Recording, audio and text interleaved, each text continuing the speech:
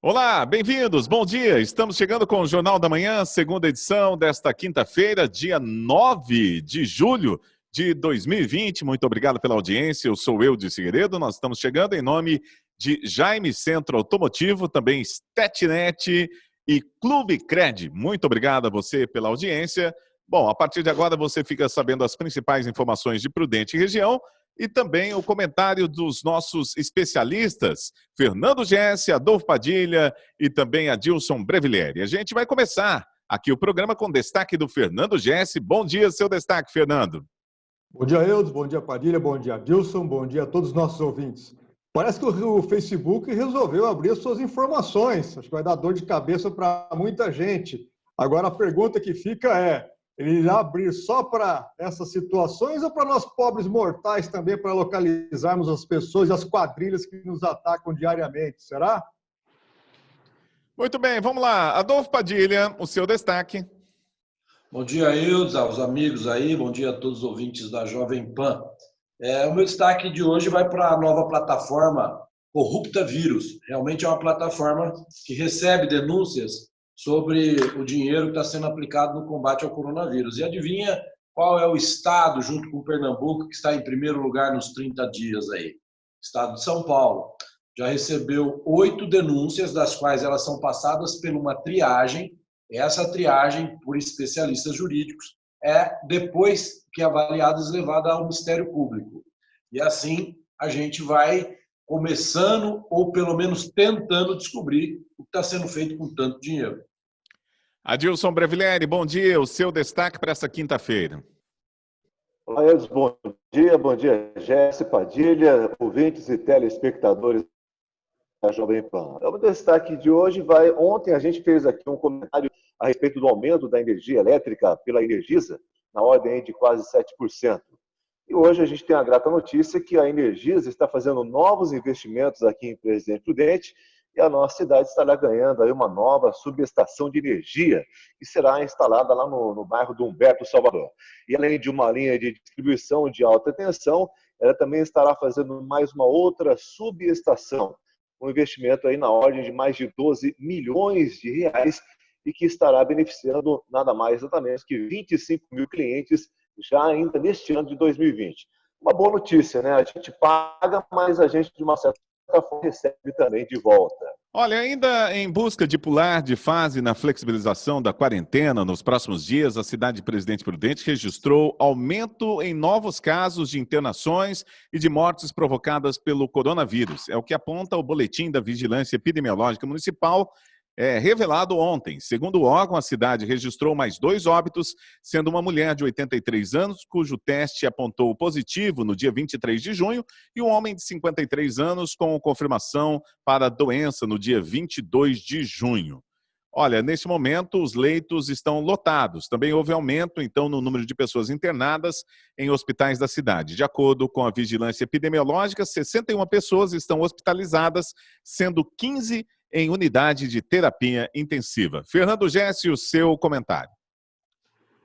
Essa informação aí, ela vem preocupando um pouco a nossa cidade, a nossa região. Existe aqui um detalhe que nós precisamos comentar a respeito de algumas cidades que dizem que não tem nenhum caso, que podem ser abertas. Toda a região, todos os casos de Covid de internação mais sérios, eles vêm aqui para Presidente Prudente, para junto do HR. E outro detalhe é que, se você for analisar o contexto inteiro, apenas 0,4% da sociedade prudentina, né, dos prudentinos, tiveram contaminação com o coronavírus. O índice de pessoas que são, vamos dizer assim, que vêm a óbito, também é um detalhe interessante. São pessoas assim dentro daquela faixa etária mais problemática, precisam tomar mais cuidado. Então, o que aconteceu? Resumo de tudo isso. Nós estamos fechados aí, entre aspas, há 4 meses, um isolamento totalmente tabajara, onde nós vemos as ruas lotadas, cheias de gente andando, caminhando, fazendo quase tudo de uma maneira normal. O uso de máscara muito pouco, nós constatamos aí frequentemente as pessoas não usando máscara. Reforço mais uma vez aqui, não tem mais jeito, ou é a vacina, ou é Deus rezando muito, porque senão nós não vamos conseguir combater esse mal que vem afligindo a nossa cidade e o nosso país. Adilson Breviglieri, esses números te preocupam? Eu acredito que não deve preocupar somente a mim, mas também preocupa toda a população de Presidente Prudente, também de toda a vasta população de toda a região que engloba aqui a nossa regional. A gente, ao mesmo tempo que você pensa que já era esperado um aumento dessa ordem de pessoas infectadas, a lotação dos leitos de hospitais, a ocupação das UTIs, tudo isso, infelizmente, é um fator que decorre naturalmente do que o vírus vai nos trazer, né? Somado com essa questão que o Jesse afirmou, que a população está na rua, a população está andando, a população está fazendo coisa, está fora de casa. Sim, também é reflexo disso. Mas, infelizmente, a gente tem que tomar cuidado, tem que se precaver, tem que usar máscara, tem que passar álcool gel, evitar ao máximo de sair de casa, ficar em casa sim. E se não há como, sair só para o essencial. E se for para fazer compra em supermercado, se for para comprar algum produto, vá apenas uma pessoa. Não leve uma criança, não leve outra pessoa, não vá em 2 ou 3 pessoas. Isso também ajuda a que o vírus se propague cada vez mais. E, ao mesmo tempo, a gente tem a contrapartida de que é necessário a gente ter aí alcançar o tal do platô, né, a terceira onda, a segunda onda, não sei nem que onda nós estamos vivendo mais, mas a gente tem que começar a baixar para declinar aí esse gráfico, né, para que ele possa voltar a cair, né, voltar a números melhores, né? Bom, Adolfo Padilha, é uma onda grande ou uma marolinha, como disse um ex-presidente por aí? Olha, eu acho o seguinte, eu não acho que é uma onda grande, eu acho que essa onda ela nunca foi pequena. Só que ela foi grande desde o começo, e desde o começo se fazia necessário você ver ações do governo agora, por exemplo, para liberar comércio, um monte de coisa, com um monte de protocolo de saúde. O que demonstra isso? Algumas pessoas, os berrantes virtuais, né, que seguem os berrantes na rede social, gritam que Presidente Prudente, por exemplo, está na fase vermelha porque as pessoas saíram na rua. Ninguém pode afirmar isso, nem os médicos podem afirmar isso. Porque já existe vários lugares do mundo que demonstram que sair na rua não era o problema. O problema era o distanciamento social. O problema eram os cuidados que o Adilson acabou de falar aí que tem que ser tomados. Então, é muito mais provável que esse aumento de número ele cria um certo espanto nas pessoas, porque essa expectativa do pânico foi criada o tempo todo. Essa expectativa do pânico é o tempo todo o pessoal falando sobre falta de leito. Como a gente já disse aqui, leito falta já faz 50 anos no Brasil, entendeu? É combater medicamentos por questão política, medicamentos que geram esperança, não geram a cura, cientificamente não tem nada comprovado. Não tem nada comprovado que a medicina também cura, mas tem pessoas que usaram, se sentiram melhor. Nós sabemos hoje, os estudos demonstram cientificamente, que a cabeça da pessoa faz parte de 60% de uma chance de cura, se sentir motivada, se sentir animada, sentir esperança, sabe? Quem eu já disse uma vez aqui, não gosto de ficar repetindo, mas quem já teve um ente muito querido em leito de morte sabe o que significa a pessoa se apegar em alguma coisa, né? Eu por uma infelicidade, tive que frequentar Barretos muito tempo, e naquela época, aquela pílula da USP, você via que pessoas, o olhar da pessoa mudava quando ela dizia que ela conseguiu acesso à pílula.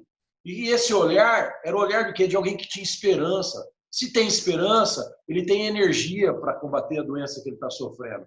Então, tudo isso tem que ser levado em conta. Então, eu acho que esses números assustam diante do pânico, mas a conta que tem que se fazer, como o Jesse disse aí também, é de 1 milhão por pessoas. Quando você pega a conta por 1 milhão de pessoas, você vê que a letalidade está dentro do índice que alguns poucos no começo defendiam, que não era necessário todo esse pânico ou toda essa restrição que foi curada, como hoje já demonstra que ficar dentro de casa não é provado que soluciona o problema. A única coisa que é a mais certa de todas, máscara, álcool em gel, distanciamento social. Por isso que esses números assustam tanto. Imprudente, ninguém está falando nisso, ou pouca gente está falando, Eudes, a gente já passa de 5 mil casos de dengue. E aí, vai ter leito para todo mundo depois? Muito bem, o Jornal da Manhã tem o oferecimento do Clube Cred. O Clube Cred é uma rede que possibilita quem tem interesse em tornar-se um agente de crédito, seja comprando uma franquia, home office ou apenas baixando o aplicativo. e foi desenvolvido em formato app para ser simples e seguro, com o intuito de facilitar a venda e indicação de crédito consignado em qualquer cidade ou região do país, evidenciando assim o diferencial do clube, o ganho de até 70% de comissão de todos os empréstimos indicados pelo usuário. Benefícios em se tornar um franqueado? Você vai trabalhar em casa, usufruir de toda a estrutura oferecida pela Clube Cred, suporte online para trabalhar, treinamento e acompanhamento toda semana realizado por especialistas do mercado. Quer saber mais sobre a Clube Cred? Basta você ligar no telefone 0800 800 1020. 0800 800 1020. Clube Cred. A Agência Nacional de Vigilância Sanitária revogou ontem, quarta-feira, a determinação que restringia a doação de sangue por homossexuais do sexo masculino. Até então, homens que mantiveram relações sexuais com outros homens nos últimos 12 meses eram considerados inaptos para doações. O ato, publicado na edição do Diário Oficial da União, cumpre determinação do Supremo Tribunal Federal, que considera o impedimento discriminatório. Fernando Gessi. Acho que essa discussão, inclusive essa ação foi colocada pelo PSB. Acho que essa discussão é a mesma discussão que nós fizemos aqui há dias atrás com relação à vacina. Ontem, inclusive, o pessoal estava colocando alguns memes na internet, dizendo que o teste da vacina chinesa tinha que começar pelos nossos representantes, pelos vereadores, deputados. Isso aí gerou uma polêmica muito grande. E aquele negócio, eu acho que não tem que discutir esse tipo de coisa. Sangue é sangue, sangue não tem ideologia. Se a pessoa ali tem uma conduta correta, não participa de grupo de risco, esse que é o grande problema. E outra coisa, todo o sangue ali colocado, ele é testado. E aí? E se um ente que nem agora o Padilha acabou de falar, nós acompanhamos o problema, inclusive, que ele acabou de citar, era meu amigo, né? Estava falando do irmão dele, que foi acometido de uma doença muito séria. E se você tem uma pessoa da sua família onde só você pode fazer a doação de sangue e você é dado como uma situação dessa, você não vai doar o sangue? Então, esse tipo de coisa aí, eu acho que nós discutimos aqui no Brasil, infelizmente, muitas coisas desnecessárias, coisas que não acarretam problema para a sociedade. Porque o que nós tínhamos que discutir aqui é o fim do foro privilegiado, esse reordenamento jurídico, uma mudança na situação estrutural do país, esse tipo de coisa que nós precisaríamos estar discutindo aqui, e não esse tipo de situação aí, que para mim é ridículo, não tem nada a ver. Eu quero comentar esse assunto, assim, bem rapidinho, quero dizer o seguinte, concordo plenamente com o que o Jesse falou, desde que não tenha nenhuma barreira de vigilância na questão da saúde, qual é o problema, né? E outra coisa, viu, Jesse? Eu nunca vi manifestação da categoria ou do gênero gay sobre não poder doar sangue, né? Nunca vi. Para mim, essa matéria aqui foi até uma surpresa. Eu não sabia que não poderia e nunca vi eles se manifestando. Isso é racismo, isso é homofobia. Mas agora tá aí, ó, tá liberado. Então, Adilson, hoje é dia de você correr lá no hospital, ver na fila lá, você parece gente nova, hein? Então, eu até achei estranho você não fazer nenhuma manifestação. Muito bem. As provas do Exame Nacional do Ensino Médio 2020 serão aplicadas em janeiro e fevereiro de 2021, foi o que anunciou o Ministério da Educação ontem, quarta-feira. Adiado após pressão de estudantes e parlamentares por causa da pandemia de Covid-19, o novo cronograma do Enem prevê provas impressas de 17 a 24 de janeiro para 5,7 milhões de inscritos, prova digital 31 de janeiro a 7 de fevereiro, 96 mil inscritos. Reaplicação da prova, 24 e 25 de fevereiro, para pessoas afetadas por eventuais problemas de estrutura. E o resultado a partir do dia 29 de março. Adilson Brevileri está aí atendendo os estudantes, o Enem foi adiado. De fato, eu acho que talvez tenha sido uma determinação mais coerente, né? Porque as condições hoje dos estudantes que vão prestar essa prova, além de ter aí uma capacidade de estudo hoje bastante diminuída, por conta de estar fazendo home office, né, vamos dizer assim, eles também precisavam de uma certa tranquilidade para poder fazer, porque, afinal de contas, as provas impressas serão provas presenciais, né? Serão aí 5,7 milhões de inscritos, e até lá a gente acredita que a vacina já esteja sendo aplicada na população, não só do Brasil, como no mundo todo, e o fantasma que o Covid traz, não só para os estudantes, mas também para os pais, para a família toda, para todos aqueles que estão ligados com os estudantes, nos dá uma tranquilidade maior e eles também poderão ter aí um desempenho melhor nesta prova, né? Fernando Gesse, a sua opinião? Foi acertado, não há dúvida alguma. A mudança da data ela era necessária, não só pela questão dos estudantes, mas toda a complexidade que envolve o Enem.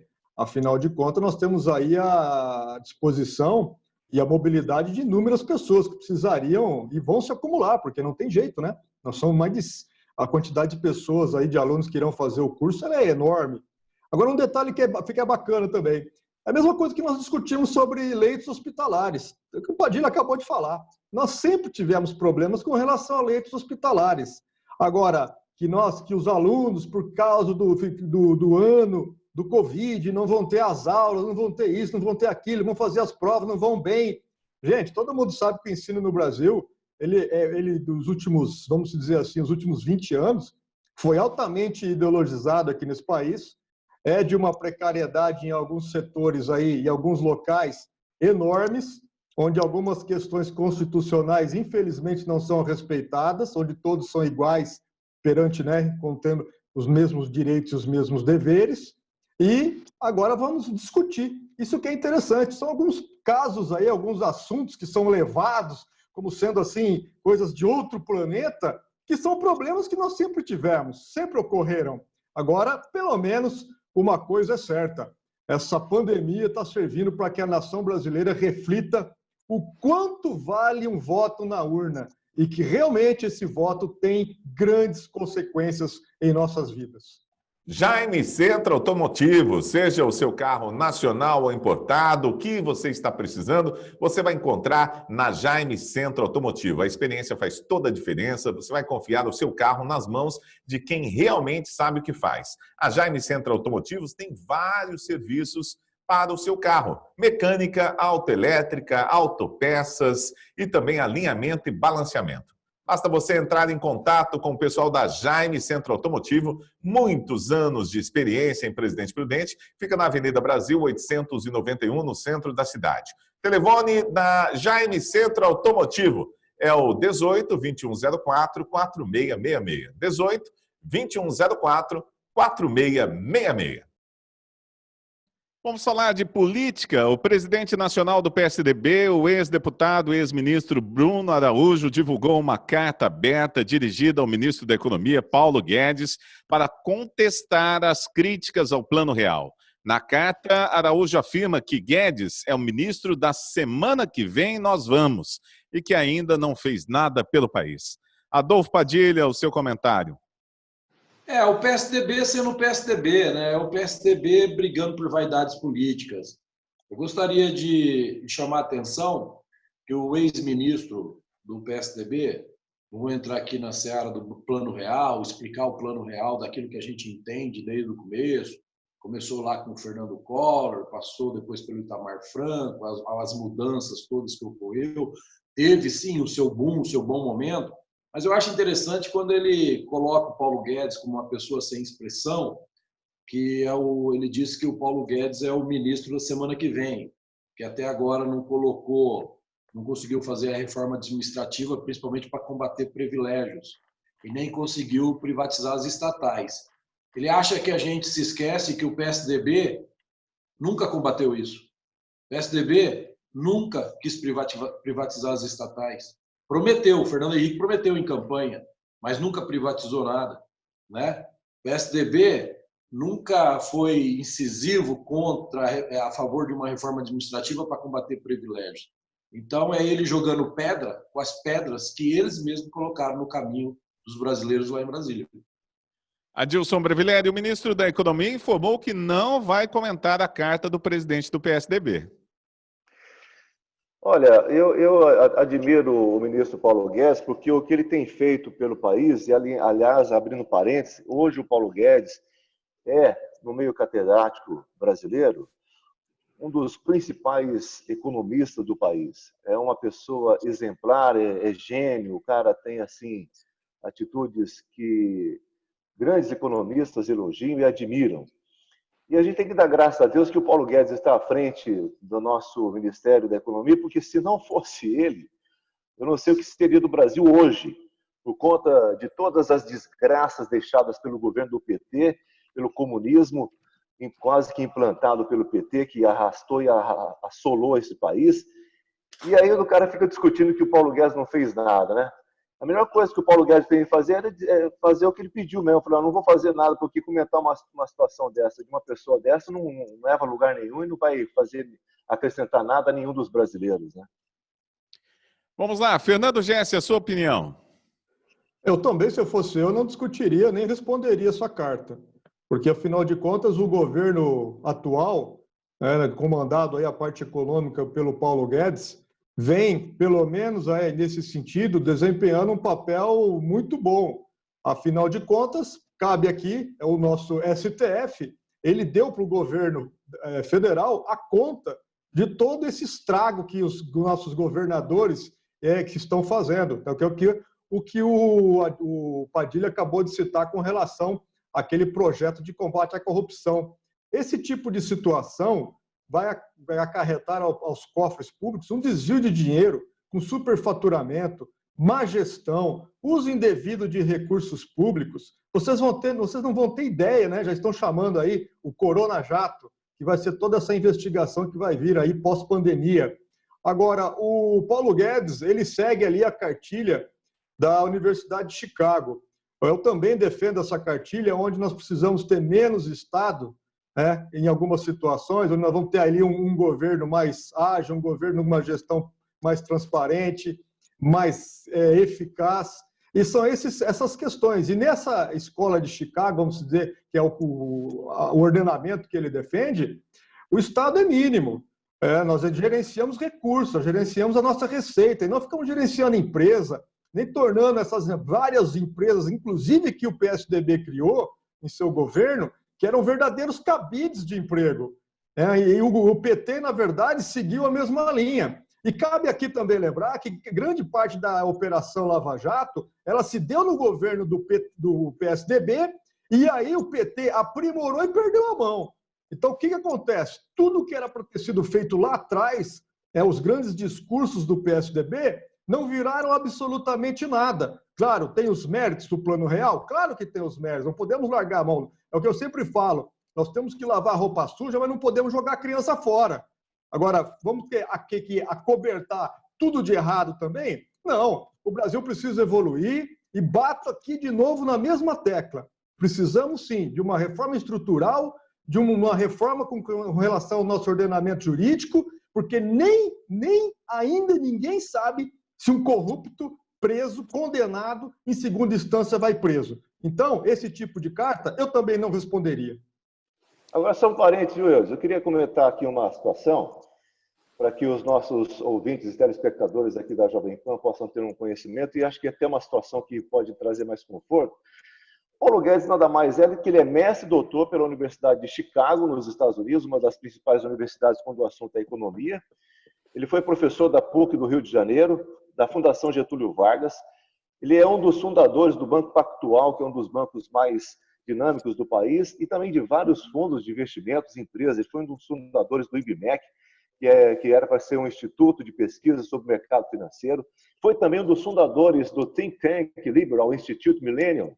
Ele é formado pela Universidade Federal de Minas Gerais em Economia. Enfim, é um cara que tem um currículo que, se a gente for fazer um comparativo com o presidente do PSDB, a gente não precisava nem comentar nada aqui a respeito, né? Conosco também a StatNet. A StatNet é fibra ótica de qualidade. É a outra velocidade da StatNet para você que precisa de internet, jogos online, IPCAM, telefonia, hospedagem de site, backup online, intranet, servidor cloud. Tudo que você precisar em soluções de tecnologia na internet, você vai encontrar com a StatNet. Basta você ligar no telefone 2104-2855. 2104-2855. Você com qualidade de internet, a outra velocidade da StatNet aí na sua casa. 2104-2855. Olha, o governador João Dória anunciou ontem que os Jogos do Campeonato Paulista serão retomados em 22 de julho. Os estádios que vão receber os jogos devem estar sem torcida e os clubes vão disputar as partidas em cidades que estão na fase amarela de flexibilização. A previsão é que a final do Campeonato Paulista ocorra em 8 de agosto. Os jogos estavam suspensos desde o início da pandemia do novo coronavírus no estado de São Paulo. Adolfo Padilha. A vida voltou ao normal. Aquilo que eu já disse aqui no comentário anterior. Esse impedimento geral, esse fechamento total, foi feito inicialmente com o discurso do quê? De criar os protocolos, de criar a estrutura para combater o vírus.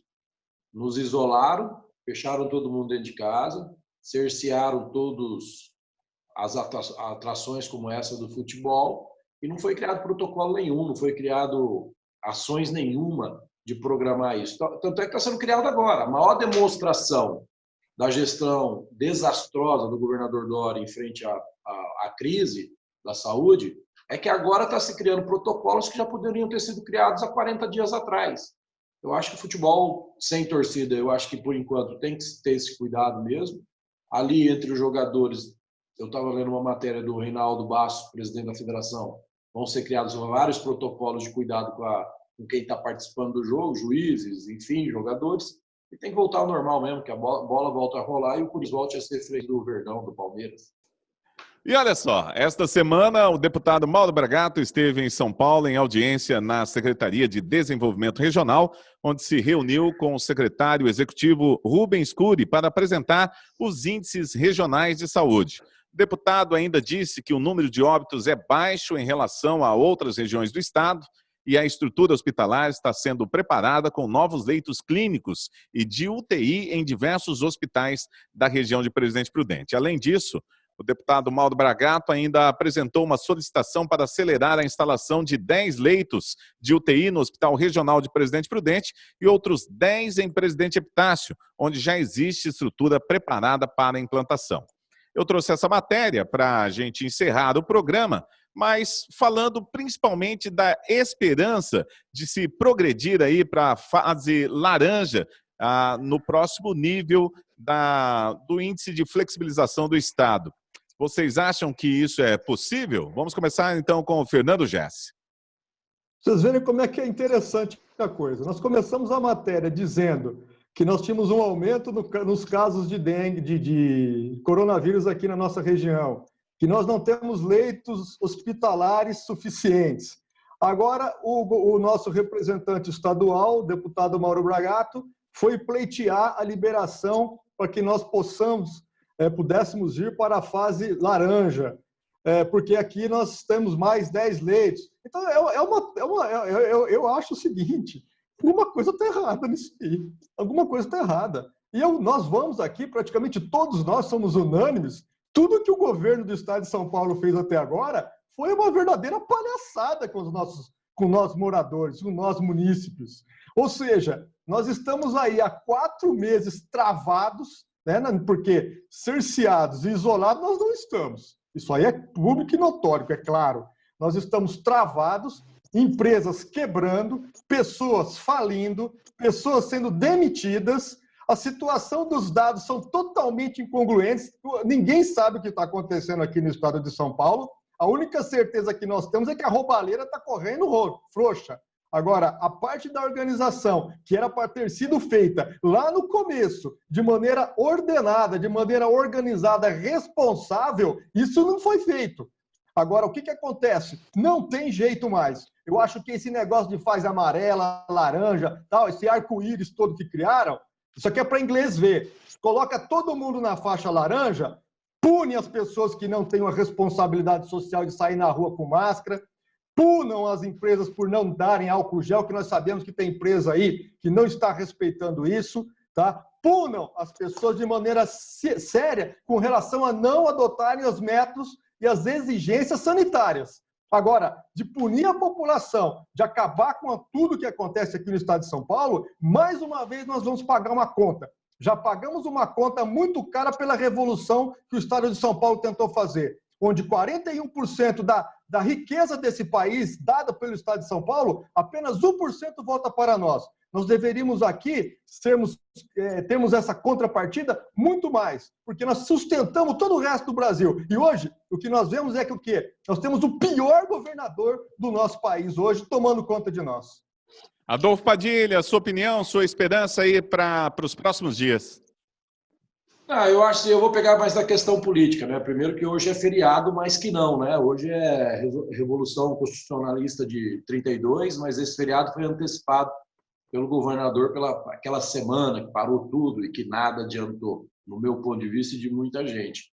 Eu acho o seguinte, como é impressionante como as pessoas querem tirar proveito político de uma situação. Está no limite. A Sérvia, ontem o povo saiu na rua arrebentando tudo e alguns seguidores do Berrante Virtual, acho que é só no Brasil que isso está acontecendo, porque lá o governador, o presidente antecipou a quarentena para poder ter eleição, e o povo ficou revoltado, porque agora ele quis prender o povo de novo. Não é isso, é que já está chegando no limite, não tem mais, entendeu? E o Bragato, que é do mesmo partido do governador, né, vai lá, onde ele estava 40 dias atrás, com os comerciantes aí estavam tudo gritando para as pessoas próximas do governador rever a posição do governador. Onde que ele foi? Onde que ele estava? Agora vai lá e traz uma matéria já de forma de pão, dizendo, olha, semana que vem nós vamos para a fase laranja. Isso já está mais do que certo. Isso não é uma conquista do PSDB, isso não é uma conquista do deputado Mauro Bragato. Né? Brigar por mais UTIs, nós já fizemos essa matéria 3 semanas atrás aqui, das UTIs que o governo prometeu de refazer no Hospital do Câncer, tirar o pessoal da oncologia, do HR, para sobrar mais vaga para o Covid. Isso até agora não aconteceu, só para vocês verem a gestão do PSDB. Então agora vai lá, posa de foto, semana que vem, aí alguma mídia, alguma imprensa local vai meter a foto do deputado dizendo assim, liberamos para a fase laranja. Como se o povo fosse esquecer que há dias atrás não tinha ninguém ligado ao PSDB para nos defender do que o governador impôs aqui da fase vermelha. É simples assim. Adilson Breviléria, sua opinião? Olha, eu discordo um pouco com o Padilha, e até imparcial aí com o Jesse. A gente tem que entender o seguinte, não podemos esquecer, Adolfo e Jesse, que o deputado Mauro Bragato, ele teve lá naquela reunião, quando houve o fechamento, nós voltamos para a fase vermelha, ele esteve lá na reunião, ele tentou, conversou lá. O que aconteceu, inclusive, foi aquele desencontro, né, que os prefeitos da região, com alguns deputados, inclusive até com alguns da região de Dracena, eles foram na reunião para segunda-feira e a reunião acabou acontecendo, de fato, na terça-feira, onde o deputado Edio Thomas também acabou participando, ficando em São Paulo para poder participar. A gente também não pode fazer uma ligação, colocar culpa no Mauro Bragato por conta das atitudes do governador, né? A gente sabe que quem manda na peteca mesmo é o governador, que tenha tomado algumas atitudes, determinações e designado alguma coisa que tem entrado goela abaixo na nossa garganta. E eu até acredito, por exemplo, ele esteve lá em São Paulo, numa outra reunião na terça-feira passada, e trouxe essa boa notícia. Talvez tenha sido, porque se fosse levar em consideração os números de hoje, nós não teríamos então voltado na fase vermelha quando voltamos. E hoje, que talvez nós poderíamos ter voltado na fase vermelha, ele está trazendo essa proposta de voltar para a fase laranja. Então, acho que o deputado Mauro Bragato, ele tem feito, de uma certa forma, o papel político dele, mas não podemos misturar que ele é um deputado do PSDB, mas ele não é o governador que toma as decisões, que o secretário do Estado também toma as decisões diretamente ligadas com o governador. De uma certa forma, a gente tem que ponderar também que o Mauro Bragato, ele é deputado há quantos anos? Há quantos mandatos? E quantas coisas boas também já fez aqui. Eu não estou aqui elogiando o Mauro Bragato, não estou aqui elogiando nenhuma questão, só estou falando que eu acho que é justo, porque da maneira que a gente está colocando aqui, todas as coisas que acontecem no governo do Estado de São Paulo pelo PSDB, que o partido PSDB, o Mauro Bragato tem culpa. Não é por aí, né? Alguém quer completar aí? Eu vou falar. Nós não estamos falando em culpa. Nós não estamos falando em culpa. Nós estamos falando em falta de representatividade no sentido de fazer parte do mesmo partido do governador. Ninguém está conseguindo mudar a cabeça do governador, isso nós todos sabemos. Eu estou falando de duas coisas diferentes. Primeiro, ele participou sim, mas daquela segunda reunião, da primeira que foi marcada, segundo os próprios deputados que participaram, houve um desmerecimento da turma dos prefeitos que foram lá. Segundo, os pingos têm que ser colocados no i aqui. Aqui na nossa região, nós sofremos uma divisão de associação de prefeitos, porque na última reunião, na última eleição da Unipontal, o grupo do PSDB não venceu as eleições, aí eles formaram uma associação nova, diferente. Então, atrapalha, sim, a política predominante do PSDB em querer comandar a nossa região, sem dividir forças, sempre atrapalhou a nossa região. Tem culpa os outros partidos? Claro que tem. Só que hoje quem está no poder é o PSDB. Hoje não, já há quase 30 anos. Então, cabe ao PSDB a maior parte dessa culpa. Agora, sobre o coronavírus, sobre as atitudes do governador, nem Mauro Bragato, nem Ed Thomas, nenhum deputado tem culpa. Ele é o rei, ele está dominando, ele é o ministro Moraes do STF aqui em São Paulo. Ele decide tudo, ele faz tudo, atropela tudo. Mas nós não estamos falando da culpa do deputado, nós estamos falando o seguinte, é só sair na rua, é você só acompanhar as redes sociais, ver a postura dos deputados Ed Thomas, do Eleus e outros deputados da região, durante a pandemia toda, e ver a postura do Mauro Bragato. Está lá, está na rede social. A rede social é um livro de registro.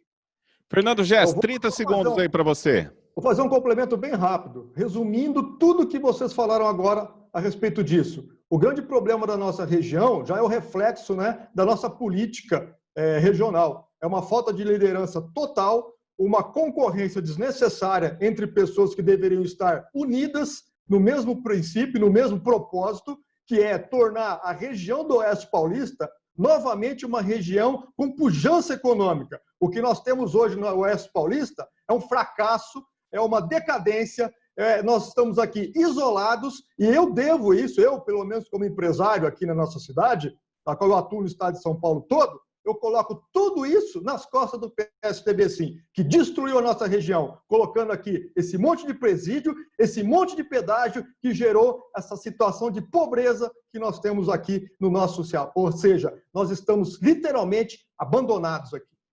Adilson, para complementar rapidinho. Então é o seguinte, o próprio Padilha disse e o Gess também disse, ninguém conseguiu mudar a cabeça desse ditadorzinho Dória. Nem mesmo o médico Davi Wip, que quando esteve doente não quis dizer que estava doente, que tomou a hidroxicloroquina não quis dizer que tomou a hidroxicloroquina, eu tenho certeza que o Davi Wip chegou no momento e falou para o governador, não é por aí. Governador, a gente tem que ser assim. Governador, você vai me desculpar, mas eu estou saindo fora porque eu não vou compartilhar com essas suas atitudes. Eu tenho certeza que isso deve ter acontecido e aconteceu com inúmeras pessoas. Agora, o que é que tem por trás dessas questões de determinadas ações do nosso governador João Dória, a gente um dia vai saber. E vai ser logo, pode ter certeza. Muito bem, é isso aí. Nós estamos encerrando o Jornal da Manhã desta quinta-feira, dia 9 de julho de 2020. Muito obrigado a você que ficou na sintonia aqui da Jovem Pan. Nós voltamos amanhã a partir das 11h30 da manhã, logo depois do Jovem Pan Morning Show. Daqui a pouquinho tem o Pânico com Emílio Suritas, entrevistas desta quinta-feira. Um grande abraço para todo mundo e até o nosso próximo encontro.